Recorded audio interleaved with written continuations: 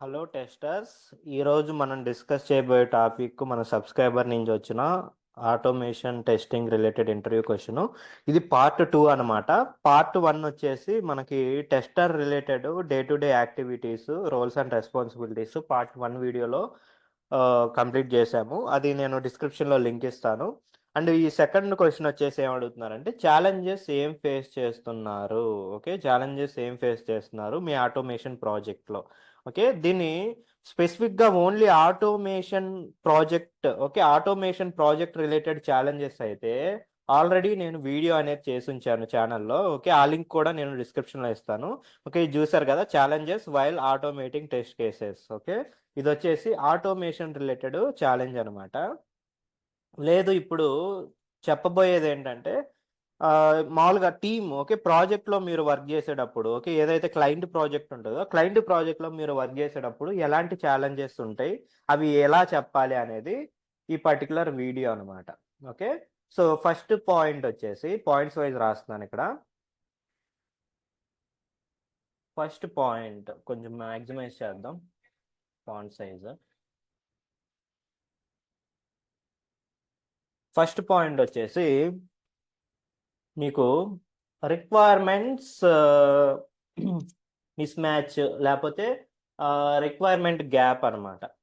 Requirements, okay, మనం ఏదైనా test చేయాలంటే మనకి బేస్ అంటే రిక్వైర్మెంట్స్ అనేవి మనకి క్లియర్ ఉంటే మనకి టెస్ట్ చేయడానికి మనకి ఫుల్ ప్లెడ్జ్గా రిక్వైర్మెంట్స్ మొత్తం ఫంక్షనాలిటీ మొత్తం కవర్ చేయడం బాగుంటుంది. సో రిక్వైర్మెంట్స్ గ్యాప్ ఉంటే మనం అలా చేయలేమన్నమాట. సో ఇదొక ఛాలెంజ్ అనమాట ఆ ప్రాజెక్ట్లో వర్క్ చేసేటప్పుడు.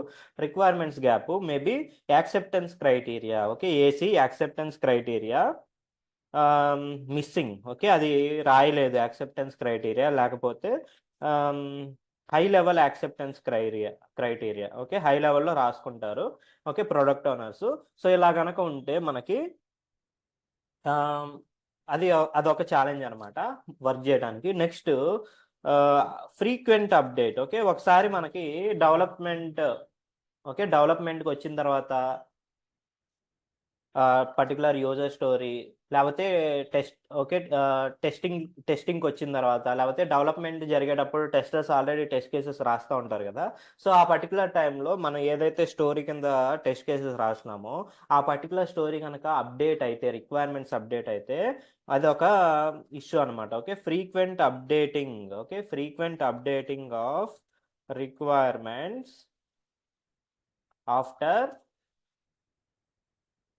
Backlog meeting. Okay, backlog meeting అయిపోయిన తర్వాత కూడా రిక్వైర్మెంట్స్ కనుక అప్డేట్ అవుతుంటే అదొక ఇష్యూ, ఛాలెంజ్ అనమాట. Okay, frequent update of requirements after backlog meeting.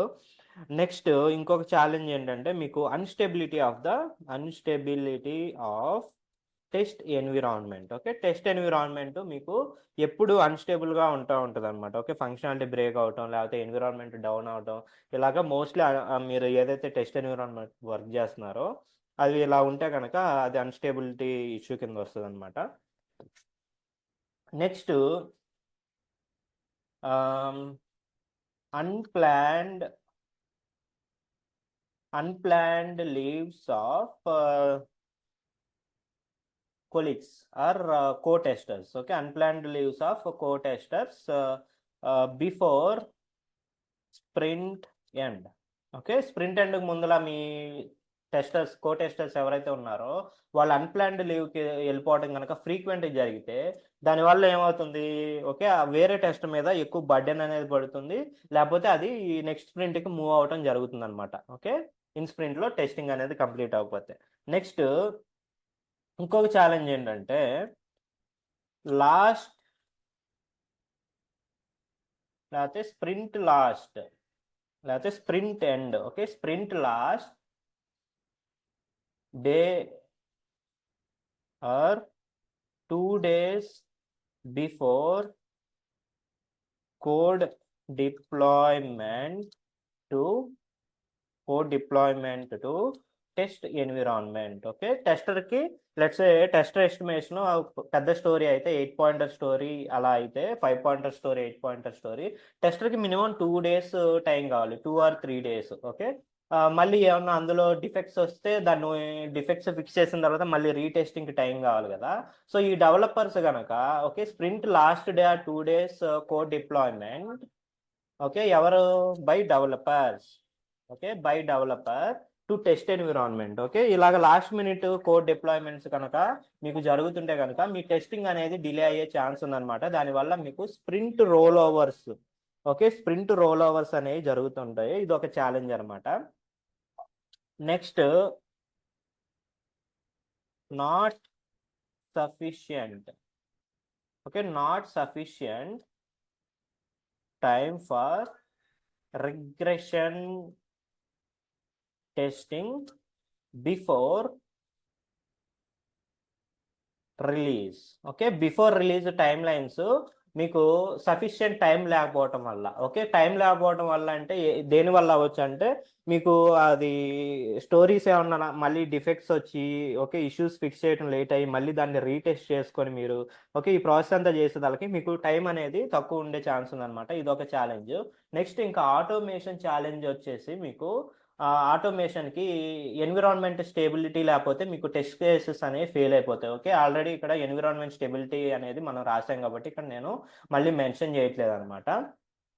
Okay so ఇదంతా మీకు real time okay day to day మీరు ఫేస్ చేసే ప్రాజెక్ట్లో ఫేస్ చేసే ఛాలెంజెస్ అనమాట. ఇది స్పెసిఫిక్గా ఏంటంటే అజైల్ మెథడాలజీలో ప్రజెంట్ ప్రాజెక్ట్స్ అన్ని రన్ అవుతున్నాయి కాబట్టి దాన్ని దృష్టిలో పెట్టుకొని ఈ ఛాలెంజెస్ అన్ని రాసాము.